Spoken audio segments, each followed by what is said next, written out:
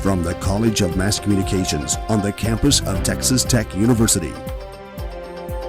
This is the MCTV Weekday Update. Hello, and welcome to this week's edition of MCTV's Weekday Update. I'm Kristen Flanagan. And I'm Jacob Tucker. Some citizens are complaining that there isn't much to do in the city of Lubbock, and to make this city what its citizens want, much more needs to be done. However, if you're looking for culture and local specialties, Lubbock is the place to be. With an exceedingly popular steakhouse, growing music performances, and a local vineyard, citizens are being offered a true taste of West Texas. MCTV's Kristen Bierman has more. Under the red dirt of Lubbock, Texas, lies a sweet fruit of years of labor. Luke Leonard, tour guide and weekend manager at Llano Estacado Winery, said it is a great destination spot. I think Llano offers a great experience as far as a destination spot for people not only that live here in Lubbock, but also visitors as well. But Llano Estacado is definitely something exciting, and you definitely get a lot of information as well. Drinking all that wine may leave you hungry, so head over to Las Brisas to indulge in a traditional local steak dinner. But your night in Lubbock isn't complete without a visit to the Depot District for some live music and local artwork. Diana Smith, gallery manager of Art on Texas Avenue, said their art is affordable and local. There's great art to be had in Lubbock, and we just wished everybody would think of Lubbock as a hub for buying art. If you're looking for West Texas culture, Lubbock is a hotspot with its local wineries, steakhouses, and cheap, readily available entertainment. With MCTV, I'm Kristen Bierman. Aside from entertainment around town, the tech community finds time for indoor endurance activities. The climbing wall inside of the Robert H. Ewalt Recreation Center is becoming a hot attraction for tech students, and the climbing trips being offered by the Outdoor Pursuit Center are reaching full capacity nearly every time. Our Tina Ahrens has the story. Every Monday night, a group of female Texas Tech students meet at the Robert H. Ewalt Student Recreation Center, strap on a pair of climbing shoes, and scale this rock wall behind me. The Outdoor Pursuit Center at Texas Tech hosts women's-only climbing to promote climbing and allow women to meet other female climbers. I think it really provides just a kind of atmosphere that most girls, they appreciate. They don't really need, but they appreciate it. Just being to have a place, one, just the consistency of it. I mean, every Monday night they have somewhere to be, you know, it's just kind of cool. Cullum said about 15 to 20 women participate each Monday night, and no men are allowed to use the rock wall during women's only climbing. We usually have, like 2 or 3 girls, like new girls every week, come and climb. And they always really enjoy it, and usually they'll come back the next week. It's just a good way to meet new girls that enjoy the same thing you do. I mean, I remember when I first, my freshman year, when I didn't have anyone to climb with, and I didn't want to climb with a guy, so I would always come to women's and climbing on Monday nights to see if I could meet some girls that, I could find someone to climb with. I could call up and say, hey, let's go climbing, and other times besides on Monday nights. I like women's climbing just because it's easier just to get to know girls, and it's just a girl bonding time kind of.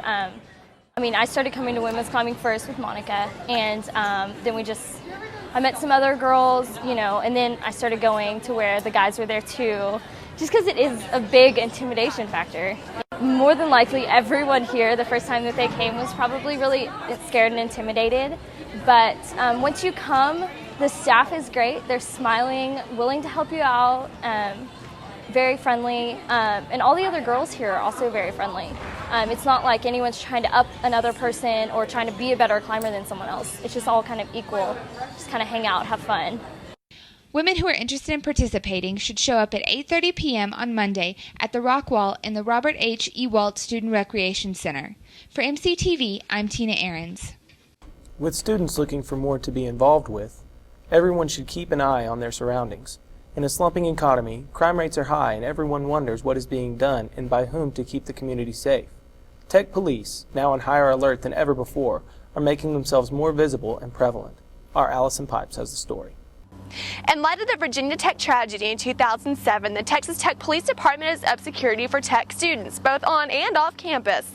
Tech Police Department Deputy Chief Gordon Hoffman said in order to increase security on Tech's campus, the police department has been able to increase the visibility of the officers and have added crime prevention programs for victims as well. We're authorized 2 more officers, which will help us give us the coverage we want, but we always try to stress visibility on our officers, be seen as much as you can, and we offer crime prevention programs, which kind of helps you from being a victim of a crime, or if you're a victim, what you should do, that type of thing. So, and that's on our website. In addition to the emergency alert system, the Tech Police Department has also installed more than 80 different blue light phones, or emergency phones, around campus where there are more remote areas and not as many people. Very kind of out there. And I guess that's why they're there, because just in case you have to get out someplace a little farther from, where populated areas, that you have some place to go in case you don't have a cell phone.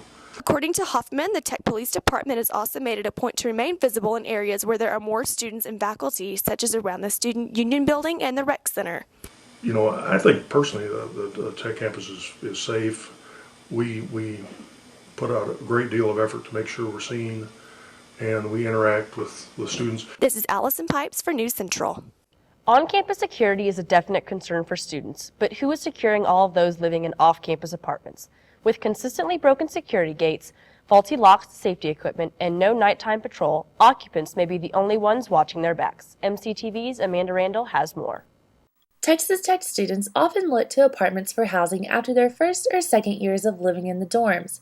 Features including all bills paid and gated community draw residents into these complexes neighboring the Tech campus. But are they really that safe?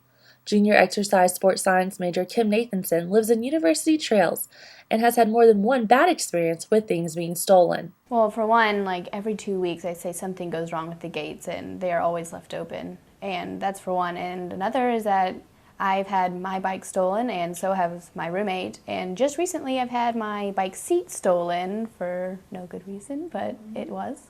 Across town at University Courtyard, leasing manager Sophia Kelly says they do their best to inform student residents of vandalism. We put out letters and flyers and stuff letting them know to keep their belongings and everything put up just to avoid situations like that. University Courtyard also employs 2 courtesy Lubbock police officers who live in the complex to help students feel safe. With University Trails gates being broken on a regular basis, Nathanson says that their complex is open to anyone. I feel kind of safe in my apartment, but not necessarily things in the complex are secure and that no one else can get in. Nathanson volunteered to go with MCTV to some of the most popular apartment complexes around the Tech campus to see how hard it was for someone to gain access.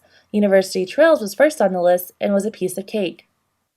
Around the corner at University Point, MCTV found a number of open side gates and 2 secure main gates. However, Nathanson used the piggyback method and went in by way of a resident in front of her. Test number 3 was down the street at University Fountains, where MCTV found an open gate that was probably broken. This easy access is available to anyone looking to steal or vandalize students' property. We were 3 for 3 in gaining access at this point. At the more exclusive and upscale complex called the Center, access gates with codes and thick bars kept MCTV from gaining entrance. No signs of damage to the gates was present. We put University Courtyard to the test next, but ran into secure gates with security boxes, ensuring the security that Sophia Kelly mentioned before. With our test showing 3 out of 5 complexes easily accessible through broken or open gates, student residents need to take caution into who exactly is coming to visit them. For MCTV, I'm Amanda Randall. That's all the time that we have for today. Thank you for joining us today for MCTV. I'm Jacob Tucker. And I'm Kristen Flanagan. Have a great week.